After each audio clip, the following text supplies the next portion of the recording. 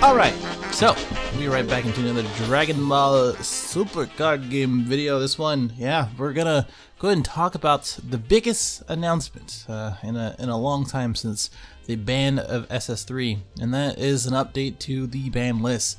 We have a few or a couple of different cards on the ban list, and as well as on the errata list. If you haven't seen it already, because I did purposely, well, one, I was kind of busy, but the other reason is that I definitely did want to get a lot of different opinions on the ban list and what other people were saying, and kind of the reaction for it, and kind of respond to that and give my thoughts for that as well. But if anything, if you've already seen it already, or if you've seen my post, if you've seen it anywhere else on Reddit, on the Dragon Ball Super card game website, or the Facebook page, that is, let me know what you think in the comments below. One, do you actually like the list? Are you happy about it? Are you unhappy about it? And two, what decks or deck is going to be on top now? Right? If it's not Super Shenron, which I talked about this in my last video for this, what is it going to be? Right? I am very happy to actually say that we don't have to talk about Super Shenron anymore. Referencing my last video, the future of the ban list, and as well as the other video when I said everything is going to be okay, literally 2 days later or a few days later, Bandai comes out with this announcement. So I was trying to tell everybody, hey, everything's going to be okay. I'm very certain that there's going to be a format change, and here it is. So what we're going to do is going to go through all of this. Yes, from top to bottom, maybe not read word for word, but definitely top to bottom, and as well as what are the implications for that as well. What top deck or what decks are going to top as far as my concerns are. What are the effects of this actual list and updates are. But for the changes, there's two critical announcements for you today, and of course you guys can always search up the group page for this anytime you want. Two cards have been added to the ban list, and one added to the errata list, which is a bummer, but oh well. Adjustments to the way we time future changes to ban a limited errata card. So that's incredibly important. One thing that I think a lot of people are actually missing out on, or at least not mentioning on. The first one is going to be the ban and errated card. So based on recent tournament results, it appears that Goku lineage decks with the Super Dragon Balls and as well as Super Shenron as their leader card continue to dominate the tournament meta. So damaging the competitive health of the game. To weaken these decks, we've added 2 cards and errated another. So just like I was saying in the earlier videos, just like everybody was saying who had a sensible argument, we all kind of agreed that, hey, this is kind of a dumb leader. A lot of things were kind of dumb. So what they added was the Bartek, the progenitor from set 4, and as well as Child's Wish. So let me read these there, and I'll kind of give my thoughts. But it says, it has been a key card in aggro since its release. That is completely correct. A highly powerful 1-cost card can quickly whittle down an opponent's life, paired with Super Shenron the Almighty, dumping cards, battle cards on the board, and eventually winning the game with extra turns. We realize that even if there were countermeasures, it wouldn't fully address the negative experience of playing against the deck, and banning the card as we decided was the only way. So this is kind of a direct response to the people who wanted a Goku lineage errata. I think Bartek in any deck has given so much advantage, and as well as so much of a one-sided advantage, basically. Unless it gets cold ballasted, unless it gets is that all you got it, or after image, there's not really a whole downside to it. Or shocking death ball, yes, there's countermeasures, yes, I understand. But the fact that you can take a life and gain a card, the fact that you have a 1k, 10k attacker that can swap for free into a 2k, 15k attacker, or 2k, or 2-cost 10k barrier that can swap into Path of Greatness the next turn, is kind of degenerate. You really have to think about that. And since its inception, just like it's saying here, Bartek has been really strong, and it's one of those cards that have been in almost every single meta deck there was in the last 10-20 events, right? Or since it's been out in some shape or form. Storm, Super Shenron, whatever, has always been around, and Bartek has been that kind of backbone for it, for self-awakening, for card advantage early on, for attacking early on, etc., etc. So there's a lot of different things in that goes with that. Yes, okay, it wasn't one of those things of saying this card was good, so we should ban it. I think it was one of those things of this card exists, why play anything else? So that's one point. The other point that I don't agree with, which I do agree with the Goku lineage end, in which if they are added to Goku lineage, you'll only be within that archetype. I can agree with that, because we do want something to check control and as well as mid-range decks, and aggro kind of does that pretty well. Anything control based, which I'm going to go into Shenron Gogeta later on, has to be checked with another deck, like a storm deck or a swap deck or whatever. Yes, we do still have, which a lot of people do forget, the Frieza swap, in which we still have a 1 cost into a 2 cost 15k attacker. So I mean, we still have that. We still have a couple other things like Green Broly to kind of check those things as well. So I would highly encourage to take a look at other aggro options. Even Scuffle Time without Child's Wish can be pretty good with the Vegito package, as well as the Font of Spirit and etc. So I think there's some options, but I kind of will get into that a little bit later.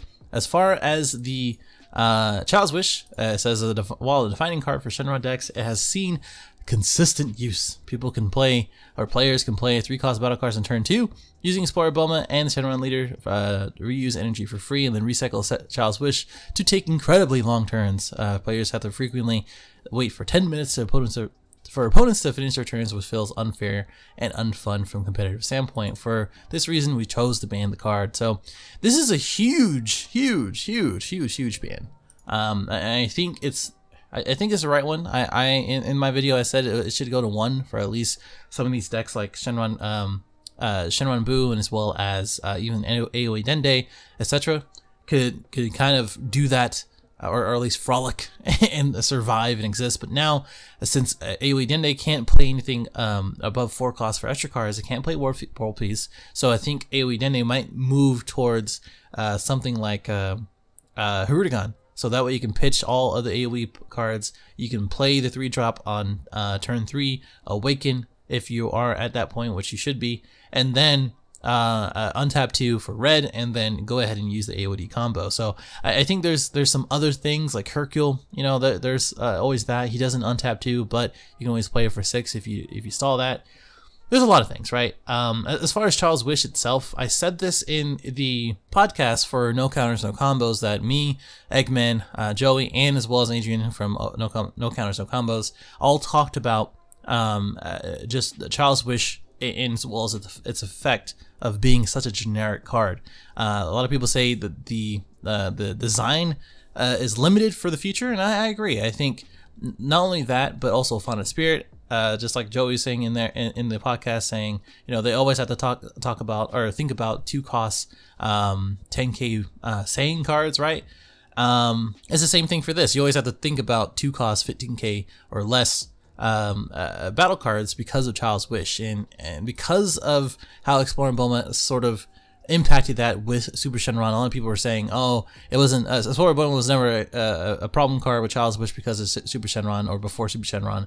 But my rebuttal to that is that Preface, and as well as Explorer Bulma, also influences free energy plays, in which, just like it's saying, you can take long turns and as well as continue a lot of things like EX evolve things, like 1-star spam, etc. So I think this is the right decision. It's going to be very interesting to see how Wish leaders hold up. I also believe that taking away a 2 cost and taking away anything that's early on will push the game further and slow it down, right? So Wish leaders will probably move towards World Peace, which I said I think personally World Peace is also sort of a problem card, simply because it is so generic. But if they take away that, the OG Shenron, the Purunga, and as well as Super Shenron, which no one's going to play now, I'll talk about that in a second, is not really going to be playable, because now they have to play these other archetype based wish cards, in which you should just be playing the other Wish leaders anyway. So I don't want to talk about that too much, but that's kind of how I feel about it, and I think this is probably the right direction for it, and I don't mind it at all. Now, a lot of people, just like when I was putting out the questionnaire of saying like they rather have it banned than actually errated. I mean, I agree, because now instead of 20 cards from your drop and shuffling your deck and use the ultimate and take another turn, you have to have 30 battle cards from your drop area and shuffle in the deck, which is near impossible. Like, when you really think about it, you have 7 cards for Dragon Ball's dedicated already, right? That leaves you 43 cards in which you have to have some sort of negates. So let's say 4 cards. And then after that, you have to have the rest in battle cards. And what are you going to do if all of your battle cards have to be in your drop and you can't actually play them? So on a consistent level, because it has to be battle cards, it is practically unplayable. I will say that. I will agree that this errata was pretty much dumb. If they did 20 battle cards in your drop specified, I think that'd be a little bit more playable, but I think they really wanted to make a point of like, hey, this taking another turn was kind of dumb. And just like it says here, the extra turn skill ended up being far easier to activate than we anticipated. Well, man, if you give these decks and if you give these new cards to these really top tier players or good players or content creators, whatever you want to say, you wouldn't have this issue, man. I'm telling you, man, if you're watching this, if anybody, any representative is watching this, give those cards to good players, give those cards to good deck makers, to content creators or whatever. I almost guarantee you, if you let them sign an NDA and only release the information to people who need it, they will let you know what is broken and what is not. I can guarantee you that if you give them a week, they could be like, oh, you can do this and this and this, and they're like, oh, we probably shouldn't print this, or we shouldn't release this, or we should have added this before this even happened. So I'm just saying. Anyway, there's a lot of ways to quickly dump your cards. They just kind of talk about Explorer Boma, the Tainted Power, Popovich, which no one ever played, Assimilate, Nail, Successor Hope is another one, Yamcha, 100%, no one really played that, etc., etc., making it easier, right? There's a lot of burst effects, which again, hindsight 2020, Bandai, if you make a leader that says 20 in drop and you make a mechanic that says burst this and take those from the top of the deck into the drop, just add those things up, man. Like, of course it's gonna be easier. So yeah, that's what we're saying. Just raising it to 20 to 30. We believe this is necessary to make it harder for players to use extra cards to fill the drop area, etc., etc. So now it's gonna be all regions, so US, France and Italy, etc., on June 1st. So a lot of local players are now, or local LGS shops, or I guess that's redundant, LGS shops. Wow, that's redundant too. So local shops, there you go, are now implementing it this week or the next week or whatever. My shop is probably going to be doing it next week as far as I'm concerned, and I think I might even host an untapped tourney for it too. So if you want that, let me know and we can see and figure out the meta together. But now we're implementing these changes worldwide to ensure championship and prelims tournaments are on a level playing field. And we like to stress how deeply sorry we are for the sudden notice and for many players who are using these cards. So one thing I will point out, it does suck complete butt that some of these people have bought these judge promos that were $20+ and were completely skyrocketed at one point, or they invested a lot of money, etc. And there's a couple posts here and there as far as how that looks and how mad some people can be. But hey, what I would say is welcome to trading card games. Sometimes ban lists happen, sometimes rotations happen. It's just part of the game and part of the risk that you play. There's no obligation in which you buy a product and then you guarantee that it's gonna last its value or keep its value or nothing's gonna happen to it. You agree to that as soon as you play it. So as far as a kitchen table meta, yes, that's a pun. You can still play it at home. You can still have your own locals to do whatever you want. But as far as the game itself, come on, come on. Let's be real here. Now, the second biggest thing that, again, I think a lot of people need to realize is that the timing for the future of ban, eliminating, and errata cards. This isn't the first time we announced a temporary banning, or limitation or errata cards to create a healthy metagame. But we worry that the sudden way we made announcements may be stressful and confusing to players. So, as such, new additions to the ban and eliminate errata cards will line up with a future release of series boosters going forward. We hope that this will alleviate any confusion that players may have previously. Here's the schedule we're currently considering. I can't read, I guess.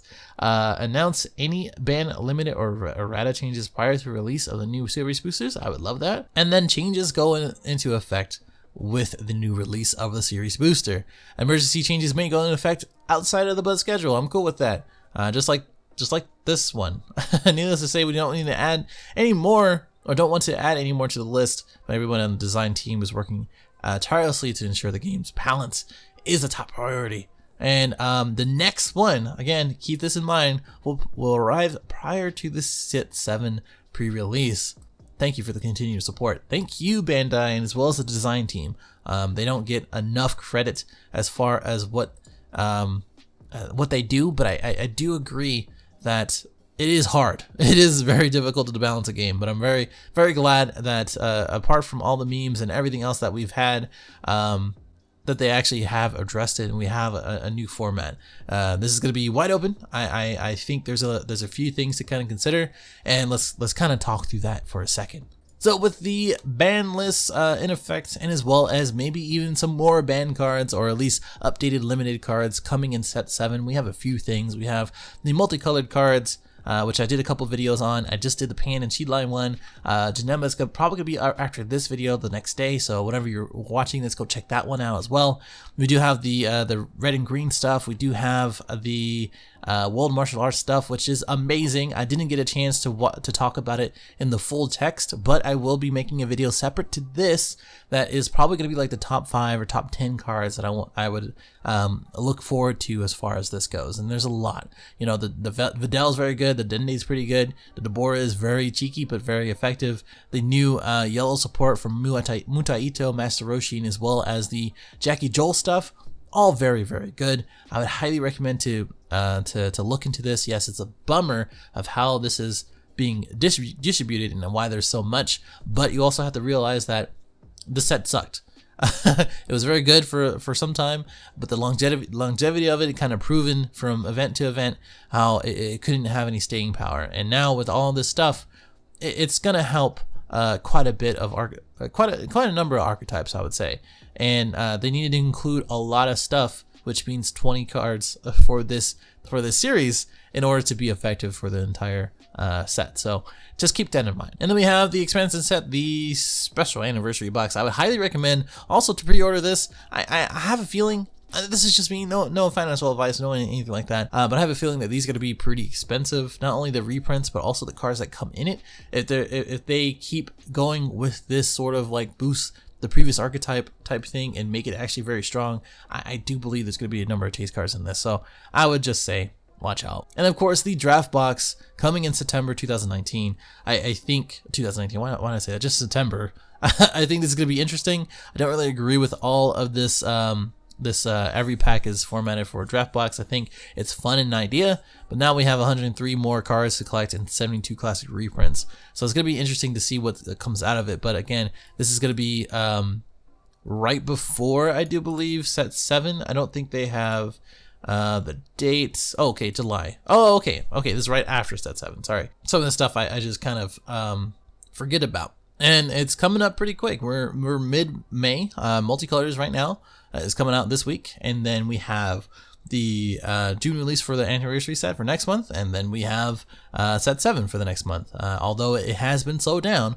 and it feels like we haven't got anything new, I'm pretty sure it's gonna come at us pretty quick, and it's gonna be nice. So what about the new cards and the new things? I already put this out as far as what the comments are. I read pretty much all of them, unless there's some new stuff that I haven't read. Just like it was saying here, as far as the ban, instead of this errata, and a lot of people talking about Bartek and talking about how this is nice. That's yep, and then etc. etc.